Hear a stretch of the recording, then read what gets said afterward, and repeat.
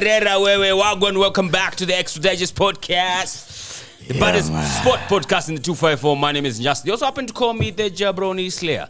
I don't know why. Maybe it's because I slay a lot of jabronis. Or could be that. You relate with all them jabronis. Yeah, who I happen to slay. All right, so back again for another episode, man. And for this one, I got a man who's making his, is it comeback?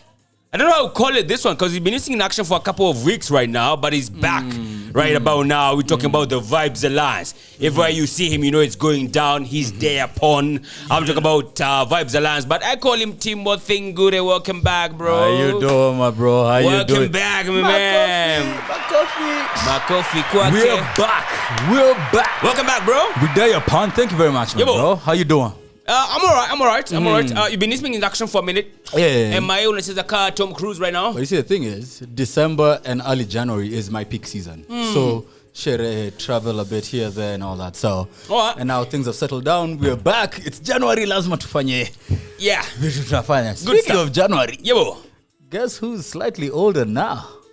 Actually, this guy, this guy was celebrating his birthday in January. I didn't know. You lot are quite a number of January babies. I feel like just because of the rise and the importance of social media right now, and also the growth in appreciation for one another and of one another. Yeah. January babies finally are like, you know what? We're getting you I don't know. It's about time. It's about time. Because it's always, unajua holiday ilikuwa nini, ilikuwa ngumu, we'll recover in June. Yeah. What are you talking about, Willis? I've actually come to know quite a number of January babies. Yeah. And like before, I didn't know you. And to be very honest, we've been loved on intention. This is how you guys feel like every year. Yeah, this is how we do, bro. If I felt this like a quarter of my life. Yeah. Bro, I'd be lifting apartments. You know, because every now and then we know about September babies for some reason, yeah? It's a whole... What a just event. Waki. Like there's so many, they're so cocky. Fun fact, from the 30 people that are here, a good 30% were born in September. Babies. Yeah. Crazy. We also need to keep in mind that like 15% of November babies. Now, November babies, for those who have no idea, they are people who are made out of love. Like pure love. But also, September babies had their folks start their year with a bang. All right, continue. Yeah, so man, I know it's a football podcast, but wrong ball. Wrong ball. To digress. Kuna swali peana ball. Okay, sawa. Hi. Anyway, he was standing he was having a birthday, man, January baby, right about here. Yeah. And you know, it's weird. I have on birthdays, right? On normal occasions, I have myself giving out gifts, right? Unapeana gifts and all that stuff. Yeah.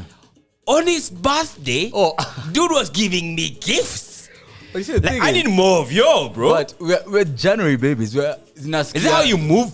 It's how we move, because we're not used to receiving it. Yeah. Like we're used to, okay, this is what everyone does. Like you don't get it. Given, so let's give it out. And also, as I told you earlier, I'm not a brand ambassador for no reason. Yeah, so my people gotta eat good. You know what I mean. Yeah, absolutely, man. Basically, yeah, man, you're gonna move mad on your birthday, bro. But I gotta give it up to you, man. So well done. Happy birthday. I hope you had a good one.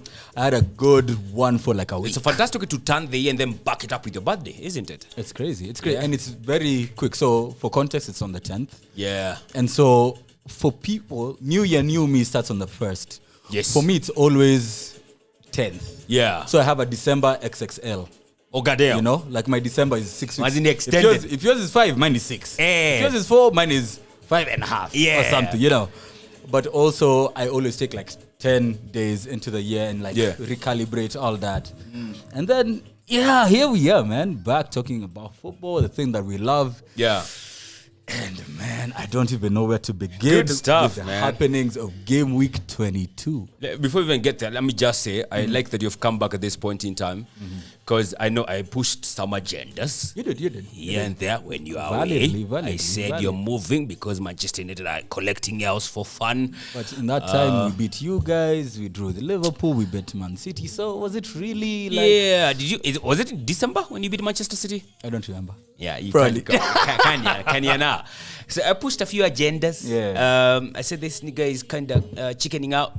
Never. And now you're back when actually, your back is against the wall. So pick up yourself for that. Yeah. Let's just, like get right into it. But before we do that, for all those people who are watching on YouTube, we've realized like people who watch on YouTube, like quite a majority of them don't subscribe to our channel.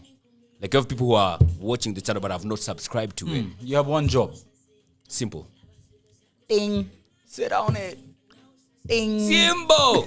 I told you, Simple. Just subscribe, man. So I hit the subscribe button. If you're watching this on anywhere else, if you're watching like a clip of it, just go to YouTube, check out Football JSK, and then you can subscribe. Be like the TikTok people. Absolutely. Like, subscribe and hate on us. You know? We live for it. We'll deal with it. Don't worry about TikTok Fox, bro. Yeah. Like, you guys are quite something. All right. You think. Yeah. You think. Aren't they just, yeah? All right, so Manchester United was playing in match week 22. Let's get right into it because you are there. Of course, actually, I should just say, if you are like a Chelsea fan, Man City fan, I suggest you watch something else.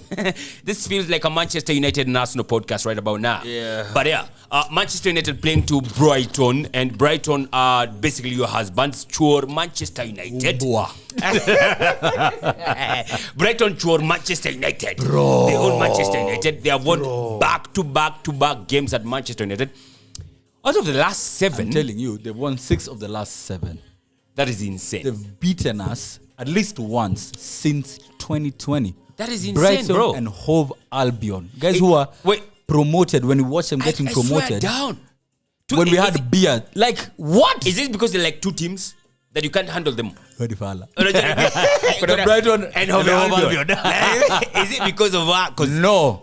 It's because Brighton are a very well-run club. From their hierarchy, whoever's in charge, right down to their style of play, football-wise, right down to how they handle their fans. Correct. There's a system in Brighton that also makes well-functioning exactly. And system. They lost Graham Potter when he was the one who looked like the mastermind. You get me, right? He went. Dezabi. Came Still same cooked. thing. These guys are passing up from the back. They're composed, all of it. Guy came, went. Now they have this other homie. Hustler. They still have. We're gonna hustler. They still have the same philosophy, same style of play, and it's still cooking, and it's still working, and more than most against Manchester United. Yeah. And the crazy thing about this game is, so I was hosting at Cavalier. Yeah. And that's on Sunday. We watch football on Sunday. We listen to music, all of that. But we'll get to that later. Correct. I was sitting next to a friend of mine called DJ Schwarz. Banger. Schwarz. Fantastic DJ. Big man, that. Good DJ. He's a United fan. Yes. We sat down. We were just quite unfortunate, but yeah. It's fortunate. It's okay. We were getting our food at that time. Yeah. And he asked me, "Wewe, unafikiriaje jo hii game?" I'm like, to be honest, sijui. Now, when Amarim was saying that the next 2 games, which was Southampton and this game, would let him know more about his team than the Arsenal and the Liverpool performance, I knew what he was saying without him saying it directly. Like, I was picking up what he was putting down, you know? Yeah. And it was so evident. You're picking up what he was putting down? Yeah. When you munapenda Kiingereza, you have picked that one. You're in the right podcast. Yeah, if you have not, I'm sorry. Go on. When someone says, I'm hearing what you're not saying, that means they're connected to your idea and your train of thought before you voice it, you know? Jesus Christ. It's what we do here. Sounds like a goddamn prophet right now. Yeah, I'm back. Cook. Me missy waudo, missy kelele tu kelele. Cook. I'm joking. Waudo. But he was talking about how United players will show up for the big games. You know, this is Liverpool, this is Arsenal. You have to put in the work and all that. Yeah. And then you become lax when it's other teams, which is most of the league. And that's why we're in the bottom half. Literally. And this guy told me, the first thing he told me was, unajua watu wanatufunganga mapema. I told him, labda itakuwa rahisi hivyo this time. The waiter is bringing the food. Hi, I'm here splitting, sijui ni nini, moving it around. Correct. I look up, 1-0. Bro, it's not even 5 minutes in. I'm just seeing hella blue jerseyed players running to a corner. Wanakimbia kwa certain corner. And I look at the manner at which you consider that goal, and I'm just like, Baleba, long cross, falls to, is it, who the fuck was that? I don't remember. Toma Yakuba Minte. Minte is the one who scored the goal, actually. Oh yeah, so it felt, I think, Toma or something. And it just felt like this is same old. We've seen this so many times. Yep. But we have it in us to come back. Yep. Craziest thing about that game, the one time that we thought we did come back after Zaxi was brought down, like good holder play and all that cheers. But Leba is one who actually decided to like kind of RKO him or you do whatever. No, it's actually Van Heck who Ali Gonga, Diogo Dalot. Do you know failed is grammatically correct? Yeah. So he's the one who failed. Every time we do some grammatic corrections, we need to make them know. So the one who failed Joshua Zaxi. Correct. F-E-L-L-E-D. Yes. Okay? Yeah. So Bruno steps up, converts it. Yeah. And we think that, okay, Sawa. Yes. Now the crowd will be behind us. The players will put their heads down and let's go to... Bro. Chief, bro. That was our only shot on target, which is the craziest thing. Bizarre. Considering the fact that we literally just watched Brentford and Liverpool. Yeah. Liverpool had 37 shots on target. Actually, that's joint Premier League record since Opta started like taking stats. Yeah. 37. We had one shot on target. That was a penalty. What are we doing? What is this? Cartoon Network? Is it Tom and Jerry? Yeah. What is this? Yeah. I was so livid because Brighton were like, oh, okay, you know what, Sawa, we conceded. We just continued our style of play. We continue holding the ball, building it up slowly from the back, and they went at us, bro. They did. Like, from the word go, I think it was all Brighton. And then Manchester. It was all Brighton. Like, they were on your case. They dominated the ball. More possession. More chances created a goal. More clear. They even had a goal disallowed. They did. And you know how that sucked? Because it was disallowed and I was telling people, Tulieni. Yeah. Game 90. Chief, game 90 gani, bro? Game 90 wakarudi tena. Yeah. Because actually... Alafu tena. Twice, bro. You get me? Like, I actually thought when you equalized... to make it 1-1 or something, like, we have a game here, bro. So I just told Manchester, what can you do now? Because it's your own backyard here. I know you have not been in the game, but maybe a chance. Get back to it. I don't get it. I literally watched this team go to one of the stadia. You know what was stadiums? To go serious.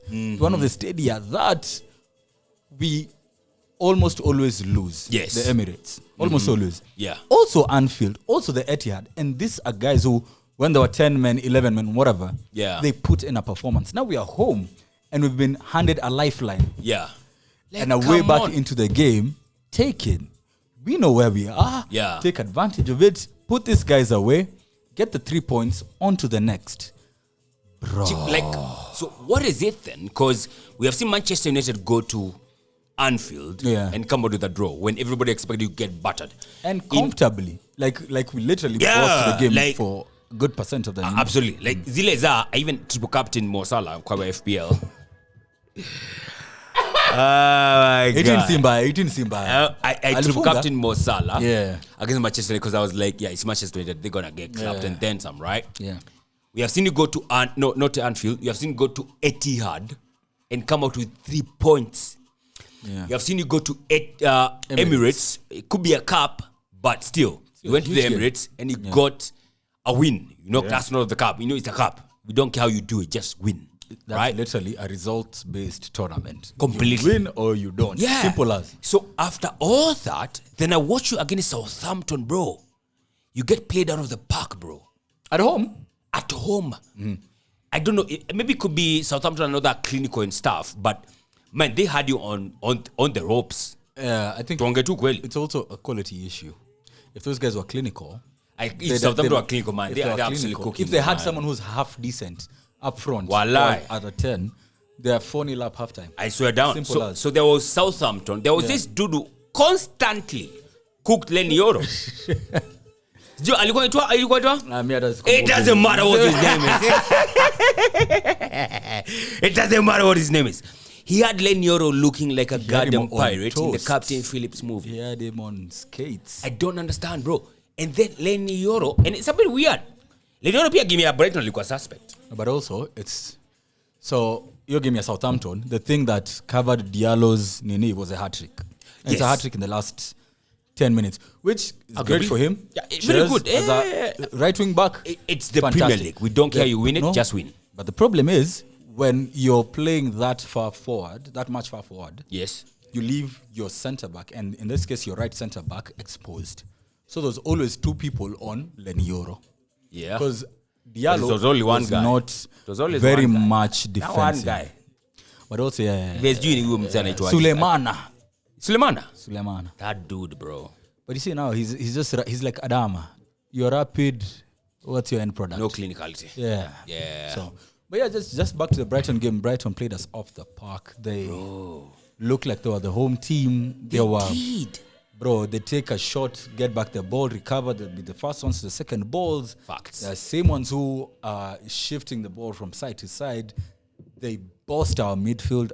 That Mino Ugarte thing doesn't look like it's working. Yeah, it doesn't, does it? It does. It literally does not, because I feel like Casemiro or Eriksen complements either of Mino or Ugarte better. Yeah. Probably these are two pensioners who probably getting rid of. So probably we should be in the market for a player of that type. Wait, and caliber. Collier is a what? Collier is a fantastic young player from the academy. That's what I know. Okay. But he's very much like... Which position? He's 6 and 8. So he's a center midfielder. He's not a center attacking midfielder. Yes. But I feel like he's probably someone that would want to train into a midfield marshal. Oh, yeah? Yeah. So him and Kobe and Ugarte in the mid could not be that bad? As a midfield 3, I'd like the idea of that, because that's legs, that's pace, that's some form of composure, there's some tenacity, all of that. Yes. My thing is, Ruben Amorim is stubborn. No. Which I'm not against. Yes. Like, so he knows his method. You're not against that? I'm not against it. Like, why the fuck not? If you bring in a guy who works a certain kind of way, like, play to his terms. Like, support the guy, especially in the transfer window. You know? Yeah. Look into a job, place fulani, umeni poach. Yes. Mi ni mtu wa digital. Yes. Sa? I was head of digital huko, unipoach kwenu. As still head of digital, there are certain things that I used to do there. The certain resources that I had. Yes. Provide me with the same resources and better terms, you know. So, I'll come with the same philosophy. But if you don't give me the same resources, I will not perform the way I was performing huko. Yeah. And that's why we're talking about things like Watuka Trincao, Diomande, your Victor Gyökeres, center backs. all of them. Like okay. As a unit. Systemically. Yes. Literally. Yes. Like, that's what worked. He knows he has his 3 generals. He has a 4 in the mid. He has 3 attackers. Yeah. But that's what he wants to, like, apply. Apply at United. Correct. And so, right now, he doesn't have all the players that he needs. He has some players that the system is suiting. Yeah. Case in point, Amad Diallo. Correct. Case in point. Yes. And Harry Maguire, which I didn't think I'd say this. How weird is that? But Maguire, honestly, it's been a conversation. Bro. Maguire as the center of the 3 center backs. That is weird. That works. He's actually good on that one. He is, because like, we have to give it to him. Kazi yake tu, niko clear the ball. He can he can pass kidogo. Yes. He's not as quick, but he's physical kidogo, and so that works. Correct. Yeah. And so it's just a matter of clearing the deadwood. Yes. And getting him his players. Yeah. And the thing that's frustrating is we are literally, I think, 9 days away from the end, 9 or 10 days. Time of recording. Today is 21st. 20th. 21st. 21st, sorry. We have 10 more days. Yeah, correct. No one is coming The in. one person. It's more of sellouts. The one person that we are linked to is in talks with Napoli as well. Dogu.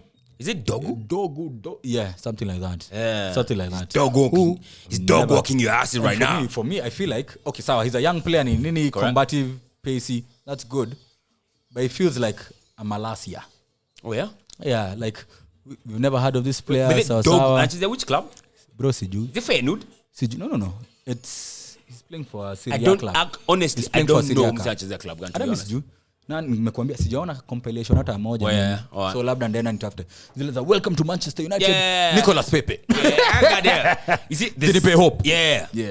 It's the same thing. I have an issue with Amorim myself. All right. First of all, I think yes. He's waxing lyrical for them journalists. He has to. This guy is interviewed. He doesn't have to. Every single day. That's the literally. You have to. That's when you're coaching Manchester United, bro. This is not Sporting. It's not Arsenal. It's not Man City. It's not Chelsea. No. Media-wise, You can't. It's not even an agenda thing. It's not saying this is a bigger cut than who. Okay, fine. United will get scrutiny like no one else. Odegaard has 1 goal and 3 assists this season.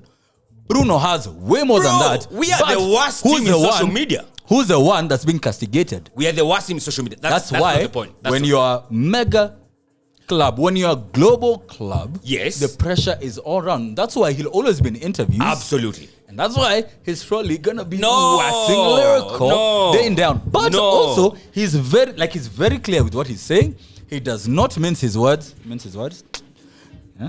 And he knows his style of play. He knows his football philosophy. Yes. And simple as no, bro. What do you want him to do with the interviewers? I totally disagree. What do you disagree with? I did totally disagree. With what? First of all, yes, one thing. Waxing lyrical for journalists is one thing. You bore them. This guy, there's nothing lyrical. There's nothing more cancerous in the game today than the British media. If you can't handle this, they'll eat you alive. Yeah. But so what? So you're telling me so now you're mad because you have someone who can handle it. So you're telling me as opposed to having a coach who's going to come and say the ball is very different. Handling is now is telling you we're our team in the English Premier League. Hey, beat them to the question. First of all, that's not factual. It's not factual. But when's the last time you saw United? In January 13th. No. Tell me when. First of all, it's not factual. In the Premier League. When? In the Prem. He said in history. That's right. In the history. Did you start in the history of the Premier League? No, he did not say that, bro. He did not say that. Context. He did not say that. The history of the Premier League. He did not say that. I will back my manager. No. The history of the Premier League. Back him when he says something right. He said the right thing this whole time. Wongo. See, Wongo, it's true. He did not say. Factually, we are 13th. What? We've now been 13th I'm down. in January. I'm down. I'm back. Calm down. This is what you wanted. Calm down. This is what you wanted. Yeah, exactly. This is what I want. So, he did not say the history of the Premier League. He said the history of Manchester United. You're not the worst. Just Kidogo factual. This is actually not it. We were relegated. This is just you know that, This is not it. But him waxing lyrical for journalists, telling them, you're the worst side in Premier League history, sort of buying himself like some sort of, is it sympathy? No, I don't think he needs whatever that. Whatever the fuck it is. I think he's sending a message. I don't want to hear that because I'm not a Manchester United fan. Nobody wants to know if you're the worst Manchester United history or Manchester United team in history, which is actually not factual. But nobody wants to know about that. But I see that Manchester United on the pitch, are they improving or not? Manchester United on the pitch, they are not improving. In the last 11 games of Ten Hag, he lost 4 matches. In the last 11 matches for Amorim, he has lost 6. No improvement. Just by that pure metric. Higher. In case you get yourself in such a situation, I would like to think you want to steady a ship where don't continue collecting L's. Collect some W's. Buy yourself some time. You don't buy yourself some time by waxing lyrical to journalists. I don't think that's how you do it. I'm not done. Okay. I don't think that's how you do it. Collect yourself, but nunua bonga points by collecting W's. Bonga points before my airtime. Nunua bonga points by some W's. Now, when Amorim was coming to Manchester United, I am damn sure he analyzed. Okay, I'm sure. Najua walimpush. Walimpusha kuja. Simsi alikuwa atakuja nini? Alikuwa atakuja at the end of the season. Not now. Yes, I'm sure they pushed him, right? But I'm sure he saw. Well, I have a working 3-4-3 system. That's working where I was a sporting. He had the right players and the right resources, right? Yeah. So when you come to Manchester, I know you have to stick to your game plan and all, but this is a result-oriented business. True. So as far as now is concerned, get some wins. Once you know the 3-4-3 is not working here, can you for now? We are not saying change the whole system for automatically. Change. Yes. For now, change it. Buddha, you don't have the resources to do a 3-4-3 at Manchester United. You don't. True. Mazraoui is not working it. Diogo Dalot is not working. He's had 3 bad games. I'm not taking Mazraoui under. 3 bad games. Yeah. Len Yoro, I told you, he's looking at the captain and I compared it to Captain Phillips. He's 18. He's 18. He's just joined the league. But sure. Continue. Old enough to play. Continue. Len Yoro, looking like a goddamn pirate, Captain Phillips. Continue. Onana. Now this is not up to Onana now ni fala. Onana ni this fala. is not up to Amorim. You have to see system. Yeah. You need Onana, but continue. This is not up to Amorim. But Onana looking like a goddamn spy. You know something that I've seen? De Gea in his 12 years at United made 17 errors leading to goals. Yes. Onana has been at United for 2 years. Do you know how many errors he's made leading up to goals? How many? 10. 10. In how long? In 2 years. In 24 months. Which means That's if it was to go by De Gea's rate, he'll have made 60. Bro, all right. So continue. I want to call Manchester United, but I want to keep it to context as far as Amorim is concerned, not whole Manchester United. So I'll avoid other things that I cooked you guys on. Like the FA Cup. No, I didn't cook you on that. Because you couldn't. I couldn't do that. We were 10. We didn't. So it doesn't matter. Continue. It does. I think for me, Amorim, there's a system that you've worked with. It's working elsewhere. It was working because you had the resources. You had the human resources, right? It worked there. That's fine. Now you come and try to impose the same to Manchester United. It's not working. Why? Everybody knows you don't have the resources. Because we have the players wing-backs that are all in their heads. Players that are bigger than the coach. That's what I'm telling you. Like a clear out helps us more. No. Than even it does. You get in the long run, it does. Yeah, that's in the short term, it doesn't. Short-term pain for long-term gain. So short-term pain, what does it involve? Bro, Ten Hag came and switched his system immediately. Yeah. Because he also didn't have the resources. And he came during... Did he get the resources eventually? He did not. True. But that he spent 80 million on someone like Anthony. That was his fault. That was different in a different hierarchy. Now this is we have new owners. Yeah. Joint owner, whatever. But guys who are now in charge of the football. Yeah? Yes. And the thing that's frustrating me is they're not doing as much business in January. By the time you're bringing him in mid-season when he was guaranteed for a league and probably even pushing Sporting very far. Yeah. In the Champions League. Yes. If you're not backing him now, this is where we're getting this result. You back him in the summer? Bro, summertime in a football.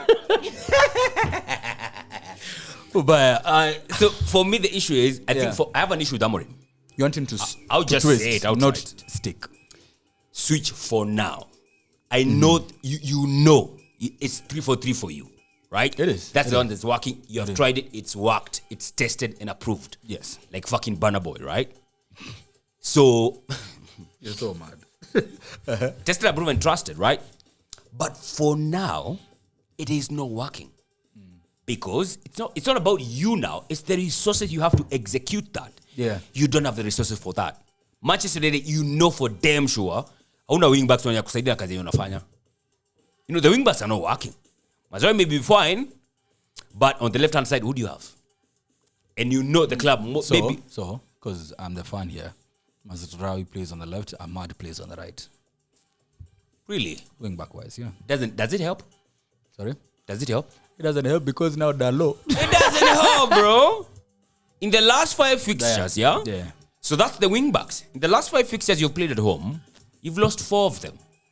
In the 4, 3 of them, you've had Kobe Maino, and Ugarte in the midfield.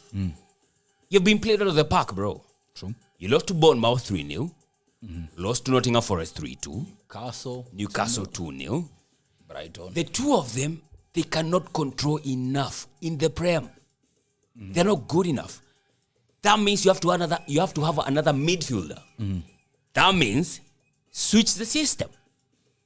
Or go back to a 4 at the back. Or just get the right players. And have options. Have Maino or Ugarte and X or Y. He's not getting it, is he? Right now, no. And that's why the issue for me is not with the coach, it's with the hierarchy. Even not. We are 10 days away from the end of the window. In the 4 that we have just let go of Anthony for a bit. That's fine. That's all we've done. He was not helping you guys anyway, was he? Like, what I'm saying is, that's all we've done in the window. Yes. Literally. Sell. And we're getting to you guys right now with the need for a strike. Yeah, sure. And we need to wrap up this United talk. Fuck, 30 minutes. Big clubs are big clubs, so. Absolutely. Point ni. Yeah. Well, you need to buy and sell. Yeah. You need to sell, you need to buy. Yeah. Whatever you have right now, it's not working. It's not working. Yeah. So you need to change. You cannot come out bragging like I can't change. But the thing is, atuanifute kazi ama ni change. Me, just back to my nini. Yeah, head of digital. Nikuja hapa unipe kazi ya procurement. So now, because you're not performing well, because you don't have the resources in your digital department, and ufanye kazi ya procurement, it will work. You'll do kwenda. No. Exactly. No. Yeah. Back him up, give him the right resources, judge him on that. You know what? Let me use something that you've told me for years. Trust the process. And so for the process to work, give me the right peripherals. It's a results-oriented business. Exactly. But also, so he continues collecting else. Short-term pain, long-term gain. So he continues collecting else. It's a two-way message from him. I think when he was saying that we're the worst team, he's telling the United players, you're an embarrassment to this club, to the jersey, to the crest, to the fans who pay money to come watch you. So put your act right. Like, get it together. That's why he was hitting the TV the other day. He has better English than any other international coach in the league. So shut up. Number 2, he does. Lie, and you know it. You know it's a lie. He has better English than Dracula. But we are getting to Dracula in a bit. That's a lie. The truth. No, you've had him speak. Ancelotti is not English, is he? Does he have better English? Surely. He's top of the league. Second of the league is Arteta. Does he have better English than Arteta? He has better English than Arteta. Arteta talks like somebody. Who anaenda ku blame ball. That's a lie. That's not talking. He has better English than you. No, he doesn't. I think I'll do a better job than him right now. Does he have better job than better English than Pep? Second part of that message is to the hierarchy. That these are the people that you have me playing and managing. Like playing with and managing. Switch them. It's the truth. No. We can agree to disagree. You're an Arsenal fan. Totally disagree. Disagreeing with you is what everyone else does. So no, not really. Simple as. Not really. Yeah. I just think it's very simple. Amorim, you're Manchester United. It's a results-oriented business. Get results. You're not getting results by the 3-4-3. It's not working. Terms.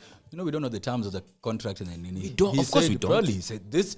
Unanitoa hapa mimi naenda kushinda sasa. Of course we don't. Ukiniita na kamkucheza vile nacheza huko. Ni sawa? Na wenye mko nao ndawatumia. Haita work. Niletee watu nataka na ni hawa. Simple as. So you guys hata mko na shida ya PSR, but that's besides the point. No, we were cleared. We were. That's even Chelsea were cleared. If Chelsea were cleared, we were all cleared. That's it's a point you're pushing an agenda. No, it's not an agenda, bro. Literally, you're from the outside looking in. No. I am telling you because I'm the one who's watching and listening. You're from inside looking in? From the outside looking in. You are from inside looking in? Yeah. Am I looking out? Are you? What am I looking out to? I don't care about all of you. I'm caring about my club. You don't know anything different than I don't. There is nothing you know more than I don't. That's wrong. Are you the one spending nights here on the United stand? Day in, day United out? Stand is not your Manchester United channel, is it? Bro, it's... You see, that's so like they tell you like more than we don't get from other? It's literally people who are in and around the club, journalists, fans, people who are going to... like everything. Family members of the players. Yes. Literally. So regarding my club, there is nothing that you know more about Man United than I don't. Online, they keep saying something about how you have like 20/20 or 40/40 vision in this case. Who? The thing online, TikTok. I can pull up. There's nothing. No, I know what I know, and I'll stand by it. And so I have no problem with the manager. I have an issue with most of the players and the hierarchy because he's not equipping this guy to do what they signed him to do mid-season. We are 33 minutes in talking about Manchester United. Okay, so what exactly would you want to see in January then? Because that's mid-season. Have I not made this clear? What you can sign at least clear out the deadwood. 2, 3, 4 players if you can mid-January. There are clubs that are struggling huko nje as well.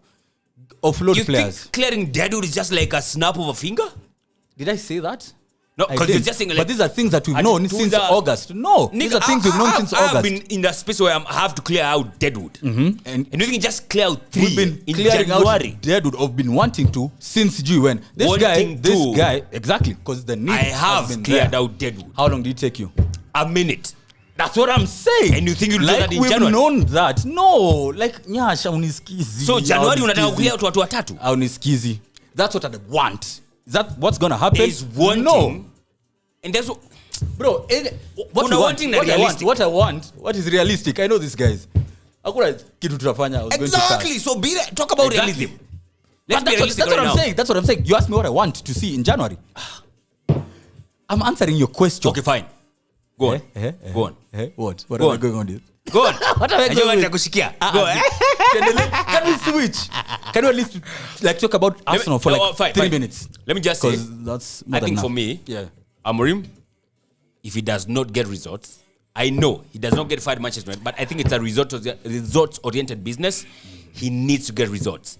He does not have the resources to do a 3-4-3 at Manchester United, unlike Sporting. So he needs to acclimatize to that. Change it. For now. Then, eventually Manchester United, I'm damn sure, mutampatia chenye anataka. You'll give him to that. You'll give him what he wants. But for now, change something. Get some results, bro. 3-4-3 is not working. You're getting played out of the park by teams like Southampton, bro. Relegation-bound teams are playing you out of the park. Brighton are coming to your own yard and, spanking you like 3 seasons in a row, even before you got there.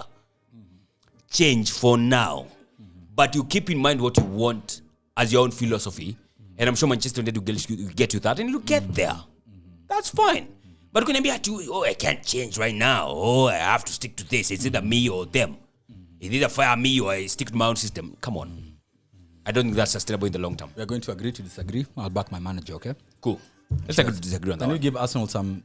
Let's go. Space? So, title pretenders hosted... Actually, title contenders, there's a difference between pretending and contending. Oh. There's a difference. You're telling me? Yeah, I'm telling you.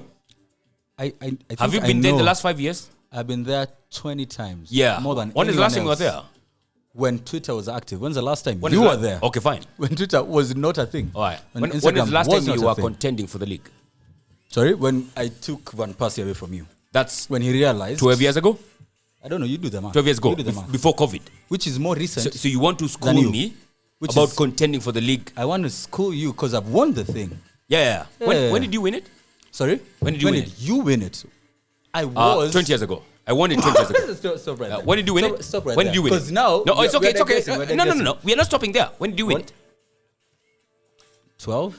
That was 12 years ago. You're the one who knows. You're the one who knows. Okay, fine. Since then, when did you ever contend for it? Bro. So what? No one remembers the second man on the moon. I'm asking you a simple question. What are you talking about? No one remembers the second man on the moon. And I'm not buying this agenda of yours because we're going to go into the game because we are losing time. Speaking about what we lost, got time, bro. I don't got time. I have to go. I have cups to polish at home. I don't know about you. And some of them are European. But you know what? We're going to polish the fact that Aston Villa rocked up to the Emirates. Okay. And Arsenal, who just watched Liverpool get a 2-0 win at the GTEC Stadium, which was... It was I think disheartening a bit for everyone who wanted Brentford to pull out a result. And so we thought that would be more motivation to the Gunners who are contending. You said you're not pretending, you're contending. Something unfamiliar in the last 5 years. Are Nottingham contending as well? You're literally level on points.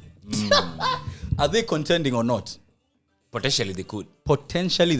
Yeah. That's crazy. Yeah, potentially that's they could. That's the craziest thing. They've not been there in that space for a minute, so we can't say for sure. That holds no water. It does. We literally saw Leicester. We watched Leicester out of the rubble come through and lift the league. Yes. When no one expected it. Yes. Nottingham literally in that same type of season, give or take. Literally. It's just that Liverpool are now Spurs or Arsenal in this case for that year, and now they're switched. But yeah, we're not getting to... Let's talk about the games. You na hepa nini? Mina hepa? Mimi nataka kuongelea game. Nataka kuambia watu mlifanya nini? I am here. Waonyeshe matope yako. Waonyeshe. Talk to me. Aston Villa rocked up to the Emirates. Yes. And you were meant to get a comfortable 3 points. Okay, maybe not comfortable, but I expected you guys to win. Yeah, I expected you to win. Yeah. People them are asking, what's happened? The more sharks are attacking. There's somebody Katela samanga kitu hapo ngadema. What's happened? Villa, yeah. For title contenders, yeah. Something he's not familiar with. But I bought it 20 times in the last 5 years. Talking about give every Arsenal starter talking about one league title, and he has more than All of them. Talking about pre-COVID, yeah? Continue. Pre-COVID times. Continue. Is that what he's flexing on Because what have right you now? Lifted since COVID? The Flexing spirits pre-COVID times of now. your Is that fans. what he's flexing on right Continue. now? Nigga, shut up. Ongelea game. Is that where I'm going to now? Yeah? You're taking the long route, bro. We are here. Because you just... Put the fries in the bag. Unaongea sana. Can I just talk? Sibonge. Can I just talk? Sema. Is it my time now? We need to have a speaker at this space. All right, cool. All right, so Newcastle. No, Newcastle. Fucking Aston Villa. Exactly, focus. Hey, Newcastle, though. We'll get there. Oh, we get there. Oh, all right. Time is running out. Yeah. So Aston Villa came to our own backyard. We had to win that game because of what happened to Brentford and Liverpool. Liverpool in the last minute, so we had to match that up, right? Yeah. More so, Zileza, we have to cut those points. Like, the points are kind of too many. So went 2-0 up. First up, Martinelli akafunga bao ya kwanza, Trossard, nice cross. Martinelli, good goal. Martinez thought he had not crossed the line, but ilikuwa Peter, and I was like, yeah, that's fine. So 1-0 up to the Arsenal, and you played well up to a point in time. I mean, Aston Villa had a few chances. This is a counter attack, but still not clinical enough. But not clear cut actually, because they don't get to goalkeeper. Then in the second half, come back 10 minutes in, Kai Havertz scores a goal. I said I forgive him for all mistakes. Crossed by Trossard, who I think for me was the man of the match. What? No. Yeah, I'm Trossard was the man of the match. I'm 2 assists in that game. Yeah. So 2-0 up at that point in time, 55th minute. So we're thinking like, itu shafunga ikazi, right? It's done and dusted. Then 5 minutes in, Aston Villa gets a goal. Yuri Telemans beats Mikel Merino 2-8. A fantastic cross by Lucas Digne, who I think Thomas Partey should have done better, because Lucas Digne had acres of space, and he has good crosses. Yeah. Like, unless you are oblivious to the fact that he's actually a good crosser, or he has a very good cross to him. He has a wicked left foot. Oh, he does. That's unless you're oblivious to that, then that's why you give him all that space that Arsenal gave him. So, yeah, he had that space nevertheless. Whips in a good cross. Yuri Telemans connects. Then it's 2-1. Yuri Telemans had another chance, by the way. Hits the outside of the post. The base of the post. Could have been 2-2 at that point in time. Yeah. But anyway, 2-1 to the Arsenal. I'm thinking like, yo, guys, come on. Let's do this. Let's contain these guys. It's 2-1. We can still win this. You get me? Then some time later on, like 8 minutes later, from the first goal for Aston Villa, another cross, weirdly, from Matty Cash. Matty Cash by the way, on a left foot. You need to do the ball even more. And the funny thing about that goal is, kuna kitu naitwa the commentators curse. Yeah. So unapatanga commentator anasema kitu ka game yetu. Yeah. Southampton. They had just said, Southampton is the only team to not have scored from a corner. Yeah. They took the corner immediately and scored. Yeah. And now this time, John Duran was getting ready. Yeah. So, he was actually, yeah. They were like, Watkins is just about to be substituted for John Duran. Can he have like one more action? Buddha. Matty Cash on the money. Chief. So, Matty Cash on the money. Fantastic cross. Like, you can't argue with those crosses. Regardless of how much you hate Aston Villa. On his weak foot as well. So, Thomas Partey stepped out.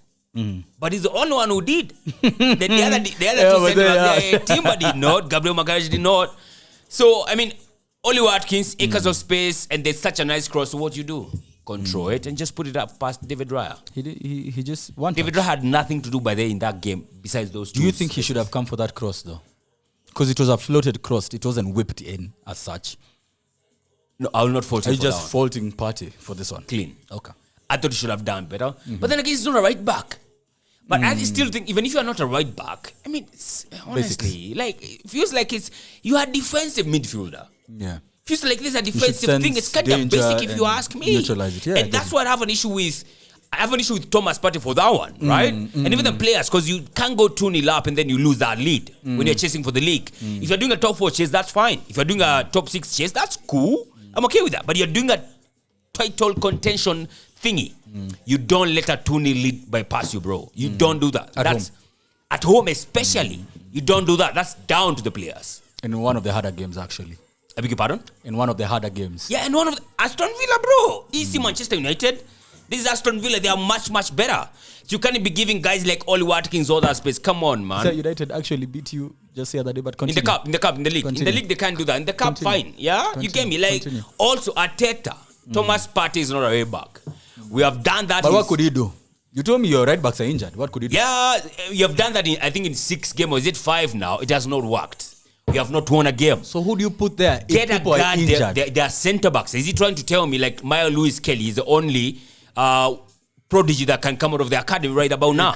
Well, to hold on for one game, bro. Oh, exactly. You gave it, right? So I have a vision. You have like a prospect. You have like a right back prospect. There's a centre back. Sijui alikuwa anaitwaje mwenye kwa hiyo game. Right back. No, right back is just Ruben Timber for now. Oh, so the issue is a centre back in your Timber. Yes, because Timber was the centre back, so there was no right back. So you have to put in Thomas Partey there. I don't honestly think. I know there's the issue of Jakub Kivior could play alongside Gabriel Magalhaes. Was he injured? No, he wasn't. We don't like Jakub Kivior. Why? Error prone. He has done that more than once. Yeah, so for me, issue ni Arteta, to me, on Thomas Partey at right back, destabilizes us. For sure. Tested and proven.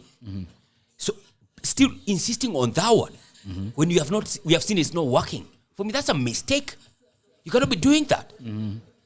I know there's the issue of Takiro Tomiyasu and Ben White who are not Nakusikia. Nafurahi tu. who are not available. So I totally understand. But there was a centre back mwenye alikuwa kwa squad your time. I think kutoka academy. I can't recall the name, to be honest. I think for me, you try him out because Thomas Partey, when he's at the right back, we are stable. In a game against Aston Villa. Yeah. At home. We are stable in the midfield. Yes. With Partey. Yes. So if we you are like stable. there's less chances created against you. I see. I think so as well, because you have Thomas Partey. No, you have Yorin Timber as the right back as well. So less chances for this guy. I know it's only Watkins as well, but I think for me, you have to try something different. It's not working. Ugarte in the midfield. Two guys are not good enough. Someone who can individually, they are good. Yeah. As a team, they are not. So try something different. Maybe add someone more on top of it, so that you can have three. Thomas Partey's right back is not working. You have done that in 5 games. You have not won any. I think you have 1 win in 6. Are you serious? I think 1 win in 6. 1 in 6. You cannot have that. So yeah, you're Ngori, as well as Arteta, as much as he's liable for that, he's as well liable for the fact that you don't have a backup for Bukayo Saka. You cannot have your best player to date for the last 5 years. There's no backup for him. That's criminal. You cannot have the fact that you cannot have a system where you don't have an out-and-out striker. I know Kai Havertz and all that shebang. He did well last season. Yeah. Have an out-and-out striker. Even options. Akila. Amandala. Like, come on, man. Yeah. Like, when it's not working for Kai Havertz, just bring on someone different. Jesus ashaumia. You imeenda. Atafufuka April. Wakati tushaenda Easter, wakati anauliwa tena. Like it's the whole point. Get resurrected to get killed again. Like, Jesus, this guy. I mean, so like for him, Gabriel Jesus, the last 3 seasons has been fit for 1 season only. It's quite clear this guy cannot do a whole season. Get a goddamn backup. We wanted a backup. We wanted a striker in the summer. You did not get any. We are 21 days in January, still no striker, bro. Like, come on. That's, for me, it's down to Arteta. You cannot tell me there is no way we go to a window, 2 windows or 3, and we don't have a striker. But don't you think he's probably like mentioned it to the hierarchy? I mean, I would like to think so. Because I feel like, but it's part and parcel of this, Shabab. I feel like everyone knows. I also know, and I'm a bona fide Arsenal hater. Yeah. I feel like everyone else who watches the game, who plays and understands the game, knows that you guys need a backup right winger. You need like one more defensive option. You need a striker. A striker is the missing piece to your puzzle. It is, isn't it? Who's available right now? I mean, you have options, to be honest. Victor Osimhen. I don't think he's that expensive. Dusan Vlahovic could be the cheapest you can actually get. I feel like would suit you guys a bit more than an Osimhen. You just need an out-and-out striker, bro. Yeah. Yeah, because you will create. I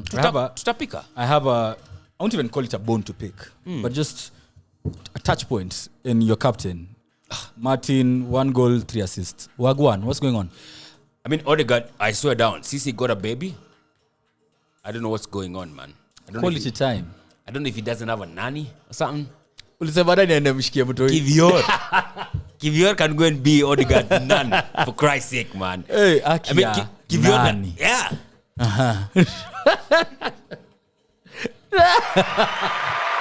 Really bad.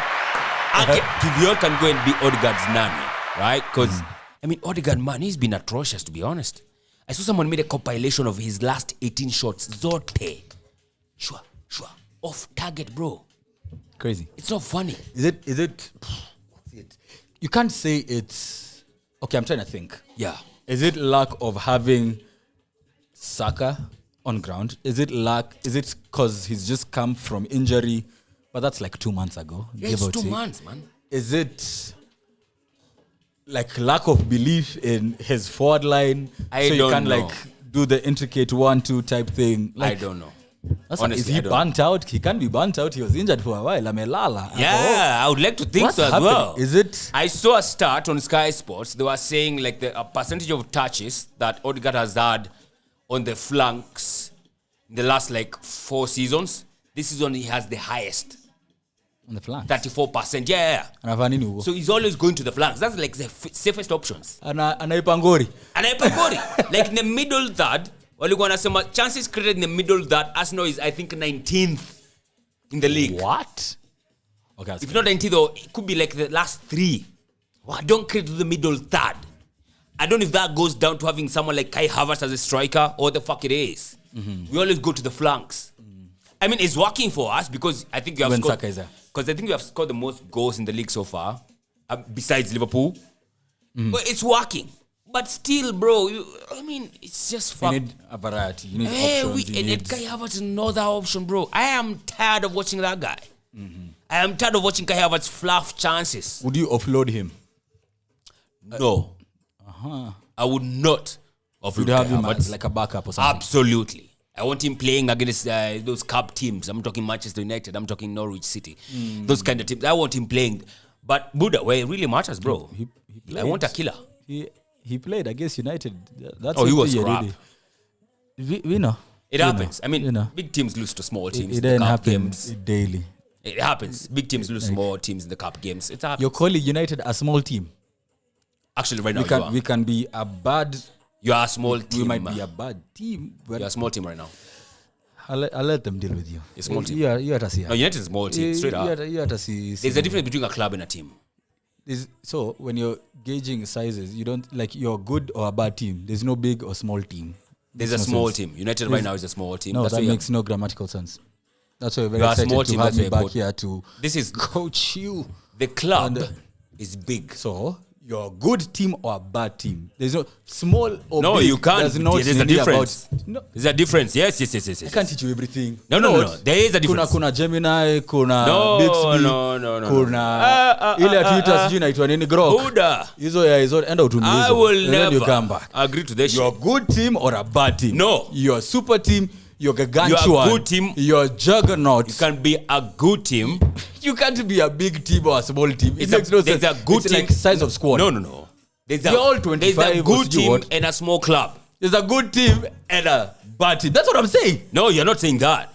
There is no way you mentioned a club. I said, if it's a club, you're a big club. I've just said it now. You're a gargantuan club. You're massive. You can be a big club, but a small team. You can. Yes. It's like Leicester City when they won the league. Oh, so they were a big team. A small club. They were a good team, but a small club. Yes. Good is not big. Isn't that the same thing I'm saying? It's not the same thing. Okay, so what are you saying about Leicester when they won the league in 15-16? They were a small club. And? But a really, really, the best big team. The best, not big, best team. At that point in time. So a big team, you'd say. Because they won the league. They won the league. 15-16 season, they were a big team. Like we are... Yes, they won the league. You cannot take that away from them. We are trying to Manchester make the same United meal. Right now. We're trying to make the same meal. I'm in the kitchen, you're in the pantry. No. Like... I'm telling you very... Where could have... Let me tell you something straightforward right now, about now. Leicester City were a small club. Small, yes. Good. There you go. But a big team. Nigga. At that point in time, they won the league. A good team. A great team. There's no small team that wins the league. You don't say a big team or a small... It's just There's no grammar. small team that wins grammar. the league. It's just grammar. Come on, man. It's not the ideology, it's not the nini. It's just straight grammar. The team is the one that is playing that point in time. So you're either really good or really bad. As that team. As a team. Yes. You're not big or small. No, you can't. You're good or big. Come on. Big or small. Leicester City right now. Is it a big team? Right now, they are very small club. They are a bad team. They have always been a small club. They're not the worst team. They're a bad team right now. They're one of the worst in the league right now. Exactly. Worst team. Leicester City right now is a small team and a small club. Welcome to the Agree to Disagree Absolutely podcast. not. I will never take this. In the 254. Absolutely not. And you can catch this out. Absolutely not. No. Leicester City is a small team right now. That team is not performing. That's why they're in the 19th in the league. You know what? They're also a small club. In the compared to likes of Manchester United, compared to likes of Newcastle, compared to likes of Arsenal, and all that shebang. It's a small team. At to me a Chelsea hapa. No. Chelsea wata confuse watu watazaidi. Yeah. Aya, so Leicester. Let's snip that. Small team. Small club. Right now. When they won the league, Leicester was not a small team. You know what? Sawa. For Manchester United. Right about now, Manchester United is a big club. Massive club. It's a massive club. Small team. No, massive club. Small team. Bad team. Small team. It's not small. It's a small in terms of ability. That's what I'm telling you. Like performance. So teams need performance, in terms of ability. Right now. So if we play FIFA and I'm better than you, am I bigger than you at FIFA or I'm better than you at FIFA? No, it's the same exact thing. It's not. It's the exact same thing. Come on, man. Because it's performance. It's fucking FIFA. It's football. It's teams that we're talking about. It's the exact same thing. That's crap. You know you can't use that comparative analysis. What in the world? That's crap. It's exact same thing. In real sense. If we are playing FIFA, if you are playing FIFA and you beat me, I am better than you as per. Does it mean Manchester United is better than us? No. Am I a better player? A better FIFA player. That's what I've been saying. No, that's not it. If you beat me in FIFA right now using Manchester United, does that make Manchester United a better team than Arsenal? You're using this so wrongly. Bro. I can't. You know what? Come on. Higher. Agree to disagree. Sawa? No. Sawa? You just want. Okay, you're right. You're right. All right. Do you think? They're going to talk about it. No. They're going to talk about it. Do you think Manchester United is a big team right now? Sorry? Manchester United is it a big team right now? It's a bad team. You don't say big team. You say bad team. Is it a small team? It's not a small team. Is it a poor team then? It's a poor team. It's a poor team. It's a poor team. A poor team is a small team. It's not. No. You are small when you are poor. You can't. Yes. Leicester City are small right now because they are poor. I'm not doing this with you. No. Unakataa. You've won. Sikatai? No. Unakataa. That uelewi. No. Na ni sawa. Leicester City. Hapo. Tunamaliza time. I don't give a damn. You have time. No, we don't have time. You have things to do. Nani aenda? Me naenda. Bring them here. Leicester City, oh my goodness, they are a small team when you are poor. When you're performing poorly, you're not a big team. You are a poor team. You are a small team. You're saying poor and big. It's poor, comparing apples. Now I'm saying poor oranges. and small. When you are performing poorly, you are a small team. You're not a big team. Big teams perform well. Could you clip this? Is Manchester United performing well? Like clip this part. Let's have a grammatical discussion. Absolutely. Just that. Sawa? Manchester United, can we move on to the next thing? Manchester United are performing poorly right now. Performing poorly. Are they a big team? They are you don't say big team. You say good team. Buddha. Bad team. They perform because it's performance. If you are doing good, are you a small team? You keep saying the same thing in different. That's what I'm asking. Like you're saying good and poor. You're saying good and poor, right? No, you're saying good and poor. No. You're saying good and poor, right? No, that's what I'm saying. You don't compare. You don't like. Okay, sawa. You're saying good and poor, right? Yes. So good, bad, poor, excellent, great. Alright. So you don't, good, poor. Yes. Big, small. Two very different metrics. Alright. Very different. So if you're performing poorly, are you a big team? They're not correlated. Like United in this case, and I'm telling you this. Do I say it slowly? Big and Manchester small. United is a listen to me. Manchester United is a small team. I feel like I'm talking to a wall. Yes. Manchester United are a massive club, big club. Yes. Biggest club in England. How's the team? The team is poor. So it's terrible. Small. It's not small.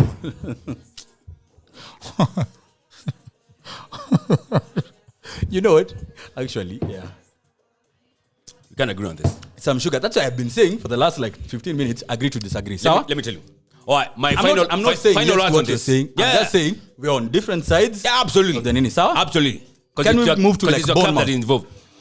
Final word on this. If you're a good team, that means you're performing well. You are a big team. If you are a team that is performing poorly, that means for me you are a small team. So, just going by your reasoning, Bournemouth is a big team. Right now, yes. It's a team. Teams you change. The only constant thing is the club. teams change. So the club is constant. Yeah, but it's how you. I don't know how to. Yeah, Bournemouth right now is a big team, bro. There's a grammatical. It's a big team. I'm saying it's a grammatical difference, and that's okay. Which one? I've just laid it out here. Where? For 15 minutes. Come on, man. Can we move to the next thing? What is that to move on to? Bournemouth? Patrick Kluivert was a Newcastle player. His son rocked up to St. James and bagged his second hat-trick of this season. Yes. Have you seen something crazier than that this weekend? Honestly, because a lot of crazy things happened. Yeah. Mavropanos was trying to defend against Jean-Philippe Mateta. Thierry Henry reincarnated. No, I'm joking. He's just bald and he's 14 and he's from France. Yes. Nini.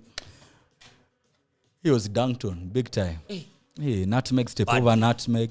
Got his red card trying to clear the guy's face. Tembea, kanyanga kuba. Palace are looking good. Oh yeah, they are. Guess. Okay, go on. We're not getting there. Fine. Isak. Pocketed by Bournemouth, bro. Unajua makeshift center backs wa Bournemouth. They pocketed Isak. Bournemouth had 9 players out. Do you know how crazy that is? What the fuck is that? Do you know how crazy I don't even know the center backs wa Bournemouth yote walikuwa nani. To be very honest, I can't recall the last time I saw Isak that silent. Hata Kluivert mwenyewe anzangi Bournemouth wakiwa full strength. Wallahi. So crazy how results. How bizarre is that? What other result was there? That's what I don't think there was mentioning. any other. Nottingham Forest 3-2. You guys getting spanked by Brighton. Honestly, Nottingham, I feel like should have won that game comfortably. They were 3-0 up. And I mean, kwanza FPL bana. Maze. Ni uko na nani? Uko na aina? Aina na nani sales. Na sales. He sold me out, that nigga. It's in his name. Are you surprised? I should not have been. Also, there's a small matter of Tottenham Hotspur turning Dominic Calvert, no goals in 16 games, into Marco van Basten. Like, how crazy what? Is that, bro? He absolutely dunked on them. Akakata defender mara ya kwanza, akakata wa pili, and then akakata 3 defenders and the goalkeeper. Lakini hao ma defender wanaenda. Juu ndiye aingiaye pale kwa box. Step over moja. Bas. Hua. Defender ndo from halfway, man. What? Dragushin. Is he fucking Romanian? Shout out Kulusevski, and I feel like Kulusevski is like a gold trash bag in like. Yeah. I honestly he just feels like an Ahmad in United's team. Yeah, correct. There was a time I felt like that was Brennan Johnson. There was a time Brennan Johnson had a patch. Assassin, purple patch ya ukweli. And that's the time that I think he was off like socials for a while. Oh, yeah? And so he had a mini goals for fun. Then when he came back now, ilikuwa tu goal. Chief, but and now MIA, bro. I can't recall the last time he scored. Crazy. Chief. Oh, actually, I also can't. Yeah, missing in action. Van Nistelrooy, 7th loss. Oh, jamaa anakaa nikata futwa. I feel like he beat off more than he could chew. Really? Like I don't think he's a Premier League manager. Still, I don't think he's a Premier League manager. He's not that caliber yet. So he goes to a championship now? But either a championship is even worse. If you're struggling here, championship wako na games kama na huko ni vita. The quality is not the same there. So there's that. Yeah. But also the players that he'd coach there are literally the same level, more or less. So okay, actually, you could be right. So probably championship or like a La Liga. Where? Or like you take a Betis. What? See, Anthony. Anthony's going to coach. Coached Anthony. 5 goals, 4 assists. You had it here. To bet. No way. I'm not wasting my money on that shit, bro. Bro, Anthony akifunga bao moja. Tunaenda kuispam pale IG. Tunaispam tu. Is he out on loan? He's on loan. Is that on loan? There's no option to buy. So he's banging like what? 5 goals and 5 assists, then he comes back. No, we don't want 5-4. Oh, 5 goals and 4 assists, and then he comes back and does what? See, now we sell him. Because they're like, you see, like this is a proper player. Yeah, give us. He's got that Betis. Yeah, he got a brace against Las Palmas. Give us 71 million. No way that's happening, man. But what else happened over the Nini? Yeah, I think that's it. Mbappe, Las Palmas, Barcelona drew with Getafe. Crazy. Like, Man City put 6 past Ipswich. They're still reinforcing. I completely forgot about that. Yeah. Man City have signed. They've signed, I think, 4 players now. Mush, Kusanov, no, 2. And you see, that's it. So I think the other 2 are in talks or something. Yeah. And that's the thing that's frustrating. They're selling Walker to AC Milan, bro. Walker, itabidi ametembea. Hasn't he been walking so far? He has. A bit more walking now? But also, you can't be at his super rapid and you're called Walker and you're doing nothing. Absolutely, man. He's just walking, he's been cooked. You got to give up to out. I mean, I think if there's someone who's truly happy about that, has to be Kyle Walker's wife. Oh, man, the Milan, bro. It's Milan, you get me? From Manchester to Milan. Come on now. That's a Zlatan type. You get me? Zlatan type Yeah, transfers. yeah. And it's Bunyo's case because, Kyle Walker has been moving a bit mad as far as, side chicks stuff. Yeah. Crazy. Yeah. Is that it? It has to be. Chelsea won. Weird game. Nobody cares about Chelsea. True. Yeah, no one cares. Yeah, I guess that's it from me. That has to be about it. Yeah. Arsenal, I think the league is gone. Because I don't see how we capitalize on that. So I think just, I don't know, maintain the energy, the momentum. For another second finish? If there's, you're the one who knows. So Liverpool, like after that Brentford game, they didn't look at it convincing, But also, they're just getting the job done. They're getting the results, and so the league. No one cares how we do it. Yeah, it's true. Just do it. Yeah. Plus, do you think Arsenal is capitalizing on their fumbling? Do you honestly look at Arsenal and think they will capitalize? No, especially now when they don't have a striker. Now, do you have to link on Mateus Cunha and stuff? But until I see that nigga with an Arsenal shirt, if that happens, then you better put on a run. Now, Rodila time. Wait, Saka is out for how long? Till March, I think end of March. Yeah, so we're talking early April. Yeah. But I don't know. Do you focus like now on the Champions League a bit more? Because we play the Champions League this week. If we win that, we are qualified for a playoff position. No, not playoff, like automatic. Yeah, no playoffs. So we don't do playoffs. I think we'll win that one because down Zagreb at the Emirates, I think we win that. I cannot imagine even us not winning that one. So we win that. That's okay. Is it Tuesday or Wednesday? Wednesday. Yeah, so yeah, that's cool. Okay. All right. That has been about it with the Extra Jersey podcast, where you have agreed that Manchester United is a big club, but the team is small. Right about now. We have not agreed. I've been Nyash, the Jabroni Slayer. He has been the Vibes Alliance. Absolutely. This has been the Extra Digest podcast.